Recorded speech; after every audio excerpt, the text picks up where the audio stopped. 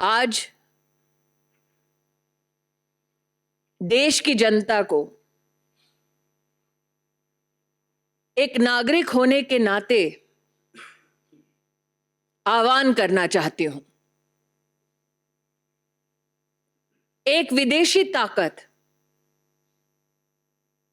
जिसके केंद्र बिंदु में है एक व्यक्ति जिनका नाम है जॉर्ज सोरोस। उन्होंने ऐलान किया है कि वो हिंदुस्तान के लोकतांत्रिक ढांचे पर चोट करेंगे। उन्होंने ऐलान किया है कि वो प्रधानमंत्री मोदी को अपने वार के मुख्य बिंदु बनाएंगे। उन्होंने ऐलान किया है कि उनके चलते वो हिंदुस्तान में अपनी विदेशी ताकत के अंतर्गत एक ऐसी व्यवस्था बनाएंगे जो हिंदुस्तान के हितों का नहीं बल्कि उनके हितों का संरक्षण करेंगे। आज देश के आवाम को मैं अपील करना चाहती हूं, चाहे आप व्यक्ति हो, चाहे आप संगठन हो, चाहे आप राजनीतिक दल हो, हिंदुस्तान ने वर्षों वर्ष तक एक लोकतांत्रिक व्यवस्था में अपनी सरकार को चुना है। जॉर्ज सोरोस का यह ऐलान कि वो हिंदुस्तान में मोदी को झुका देंगे, हिंदुस्तान की लोकतांत्रिक ढांचे से चुनी हुई सरकार को ध्वस्त करेंगे, उसका मुंहतोड़ जवाब हर हिंदुस्तानी को देना चाहिए। यह हम सबको ज्ञात है कि जब विश्व में इस बात की चर्चा थी कि कोविड में हिंदुस्तान का क्या हश्र होगा, तो प्रधानमंत्री मोदी ने 80 करोड़ नागरिकों की खाद्य सुरक्षा की दृष्टि से हर गरीब तक अनाज पहुंचाया। जब विश्व में यह चर्चा थी कि कोविड में हिंदुस्तान वैक्सीन और दवाई की दृष्टि से अपना संरक्षण कैसे कर पाएगा, तब प्रधानमंत्री मोदी जी के नेतृत्व में 200 करोड़ वैक्सीन की डोजेज न सिर्फ हिंदुस्तानियों को मिली मुफ्त, बल्कि साथ ही 160 देशों की सहायता हिंदुस्तान ने की।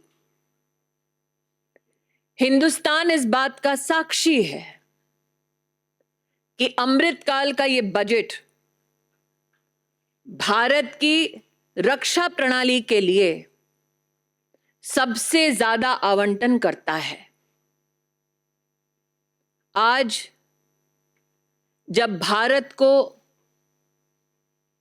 अमेरिका के राष्ट्रपति, फ्रांस के राष्ट्रपति, इंग्लैंड के प्रधानमंत्री आभार व्यक्त करते हैं कि उनके देशों में हिंदुस्तान और हिंदुस्तानियों की वजह से आज आर्थिक संबंध और मजबूत हो रहे हैं, जब भारत विश्व की 5वीं सबसे बड़ी अर्थव्यवस्था बनकर उभर रही है, ऐसे में हिंदुस्तान के लोकतांत्रिक ढांचे में हस्तक्षेप करने का ऐलान करने वाले जॉर्ज सोरोस को एक स्वर में हम जवाब दें कि लोकतांत्रिक परिस्थितियों में लोकतांत्रिक ढांचे से चुनी गई हिंदुस्तान की सरकार और हिंदुस्तान के प्रधान सेवक नरेंद्र मोदी ऐसे गलत इरादों के सामने सर नहीं झुकाएंगे। जब जब हिंदुस्तान को चुनौती दी गई, हमने विदेशी ताकतों को पहले भी हराया है, आगे भी हराते रहेंगे। देखिए, ये मात्र छवि को धूमिल करने का दुस्साहस नहीं है। अगर आप उस वाक्य को बड़ी बारीकी से सुने वो सत्ता परिवर्तन की बात करते हैं, तो आप इसको मात्र इमेज से इसका संबंध ना जोड़ें। हिंदुस्तान की लोकतांत्रिक व्यवस्था को ध्वस्त करने का ऐलान किया गया है। मैं इतना ही कहना चाहूंगी, उनके अगर अपने शब्दों को आप देखें तो वो चाहते हैं कि उनकी विदेशी व्यवस्था को जो सरकार सहयोग कर दे, ऐसी सरकार हिंदुस्तान में उचित है। नरेंद्र मोदी जी का बार बार और हिंदुस्तानियों का बार बार यह कथन रहा है कि हमारी सरकार हमारे हितों का संरक्षण करेगी, हमारी सरकार हमारी व्यवस्थाओं को सुदृढ़ करेगी और हम ह्यूमन सेंट्रिक ग्लोबलाइजेशन में विश्वास करने वाले देशवासी हैं। लेकिन जॉर्ज सोरोस का जो ऐलान हुआ है, वो ऐलान आप निश्चित रूप से बारीकी से समझें। वो हमारी डेमोक्रेसी को ध्वस्त करने का ऐलान मात्र इसलिए करते हैं ताकि उनके हैंड पिक्ड लोग सरकार चलाएं। मैं आमोद जी आपका ध्यान आकृष्ट करूं, जैसा कि यहां एक पत्रकार ने कहा कि ये पहला कटाक्ष नहीं है नरेंद्र मोदी पर, और प्रधानमंत्री मोदी ने बार बार कहा कि उन पर कटाक्ष करेंगे, उन पर वार करेंगे तो वो सहन करने की शक्ति रखते हैं, लेकिन हिंदुस्तान पर वार ना वो स्वीकार करेंगे ना कोई हिंदुस्तानी स्वीकार करेगा। जॉर्ज सोरोस किसको फंड करते हैं ये मुझसे बेहतर आप पत्रकार जानते हैं। I will only say this, any political organisation that seeks to serve the interest of India will stand in solidarity with India and against George Soros.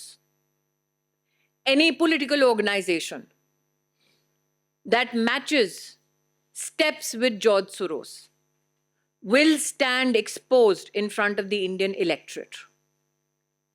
Yes, it is true that George Soros has not only attacked Prime Minister Modi, he has attacked the intention and the will of the Indian Parliament.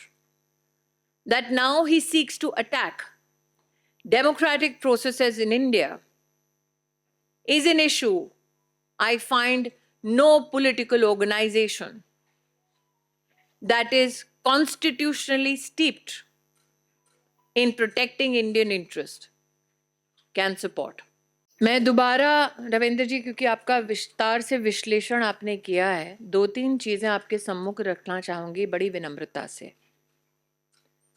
उन्होंने एक fund का ऐलान किया $1 billion का, जो वो हिंदुस्तान में और जहां जहां हिंदुस्तान के इंटरेस्ट है वहां पर संचारित करेंगे ताकि हिंदुस्तान को ठेस पहुंचे। उन्होंने, मैंने पहले भी एक पत्रकार मित्र से यहां कहा, मोदी की इमेज पर वार पहली बार नहीं हुआ है। हिंदुस्तान के लोकतांत्रिक ढांचे पर वार का ऐलान उन्होंने पहली बार किया जॉर्ज सोरोस ने। इन दोनों के बीच का फर्क समझना जरूरी है। और मैं पुनः कहती हूं, भाजपाई हूं इसलिए नहीं, हिंदुस्तानी हूं इसलिए कि एक विषय है जिस पर किसी भी राजनीतिक दल का किसी और राजनीतिक दल के साथ मतभेद नहीं हो सकता, क्योंकि ये आक्रमण, this war is trying to be mounted against India, and what stands between that war and our country's interests is Prime Minister Modi. मैं इतना ही कहूंगी कि क्योंकि मैं किसी एजेंसी की प्रतिनिधि नहीं हूं, इसलिए एजेंसीज की ओर से नहीं कहना चाहूंगी, लेकिन हाँ, निश्चित रूप से जब हिंदुस्तान की सॉवरेन राइट्स के ऊपर कोई प्रहार करने का प्रयास करता है तो जो अधिकृत संस्थाएं हैं वो निश्चित रूप से कार्रवाई करती हैं।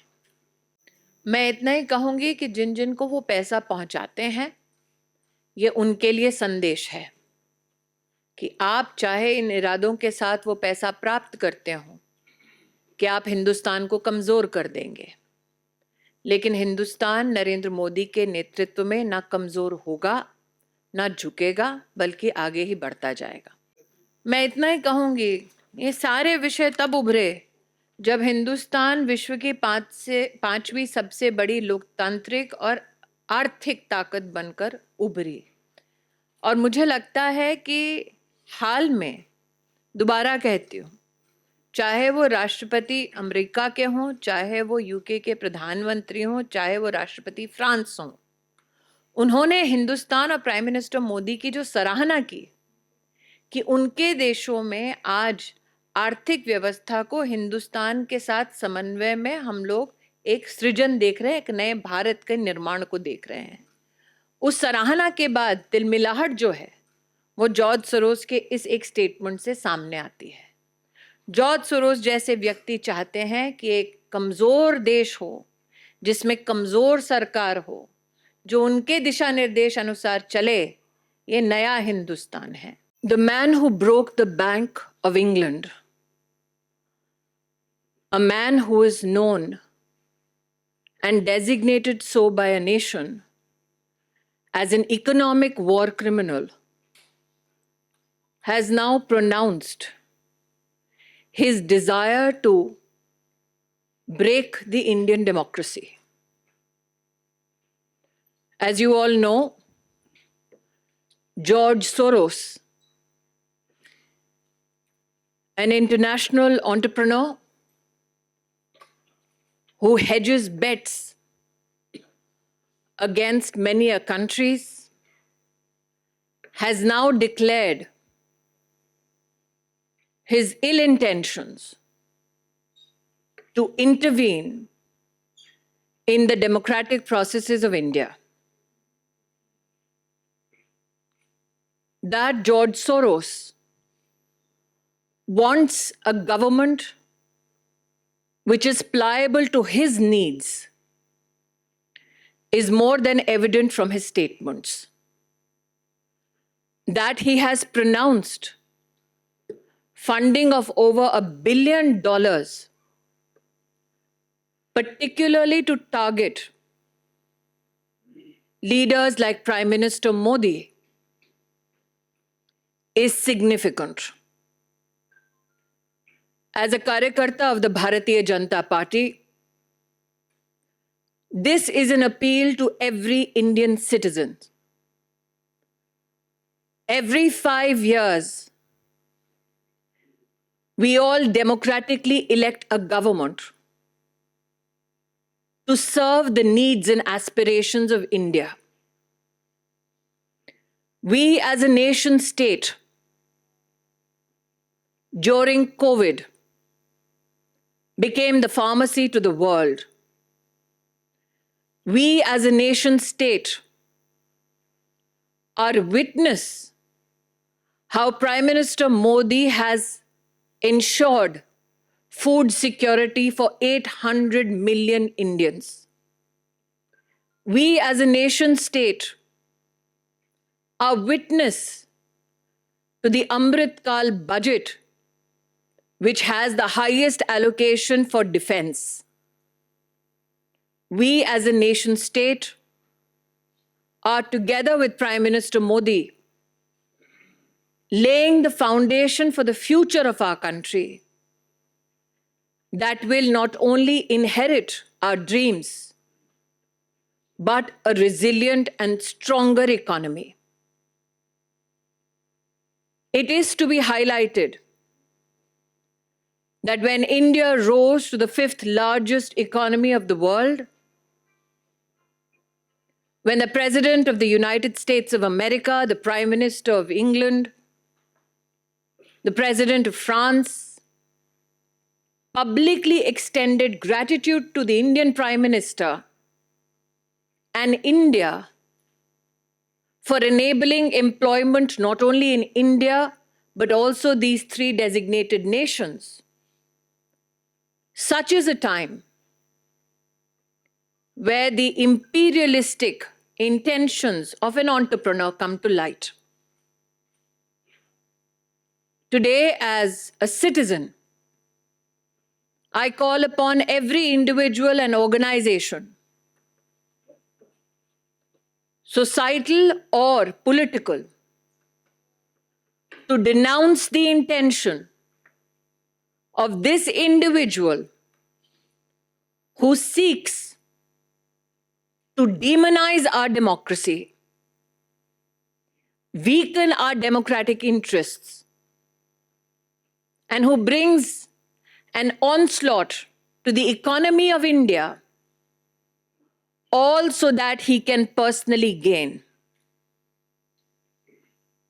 Those who Mr. Soros finds pliable need to know that India has defeated imperialistic designs before and shall do so again. Those who support Mr. Soros need to know that democracy has prevailed in India and will continue to do so. And particularly, as a Karyakarta of the Bharatiya Janata Party, these designs to weaken Indian democracy will be met with the might of India under the leadership of Prime Minister Narendra Modi.